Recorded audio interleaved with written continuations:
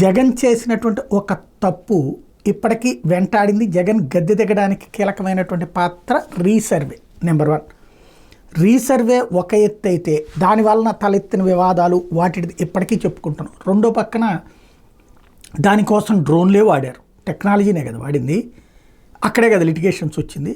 Number 1. Number 2, ఆ పాస్బుక్ల మీద ఫోటోలు, అది ఈవెన్ అసెంబ్లీలో కూడా చర్చించి మరీ తిట్టిపోసాం కదా. మూడో పాయింట్ వచ్చేటప్పటికి ఏదైతే వాటికి సంబంధించినటువంటి సర్వే రాళ్ల మీద జగన్ బొమ్మలు, ఇవి జగన్ని దెబ్బతీసిన దాంట్లో కీలక పాత్ర పోషింది. ఇప్పుడు ఆర్టిఫిషియల్ ఇంటెలిజెన్స్ ద్వారా భూ ఆక్రమణలు ఆటకట్టు అంటే ఇదే పరోక్షంగా మరొక రకంగా వినియోగించడం. ఆర్టిఫిషియల్ ఇంటెలిజెన్స్ అంటే అదేమన్నా ఆకాశం నుంచి ఊడిపడుతుందా ఏంటి? రెవెన్యూ వాడి కంటే మేధావి అవుతుందా?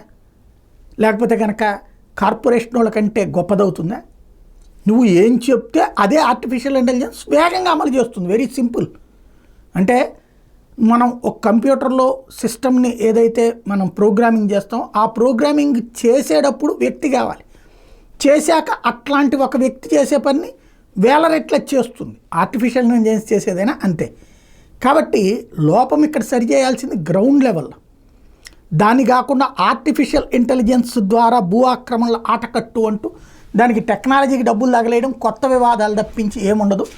సరిగ్గా కావాలి అంటే రాష్ట్ర వ్యాప్తంగా ఈవెన్ దేశవ్యాప్తంగా నరేంద్ర మోడీనే చెప్పుకొస్తున్నటువంటిది ఎవరి భూమి వాళ్ళది, భూ సంపూర్ణ హక్కు అనేది అది అమలు చేయండి. లిటిగేషన్స్ ఏవైతే వచ్చినా వెంటనే పరిష్కరించేయండి. తద్వారా పర్మనెంట్ సొల్యూషన్ క్రియేట్ చేయండి. అప్పుడు ఆర్టిఫిషియల్ ఇంటెలిజెన్స్ వాడండి, బాగుంటుంది. ఈలోపు ఆర్టిఫిషియల్ ఇంటెలిజెన్స్ వాడితే లేనిపోని రిస్క్.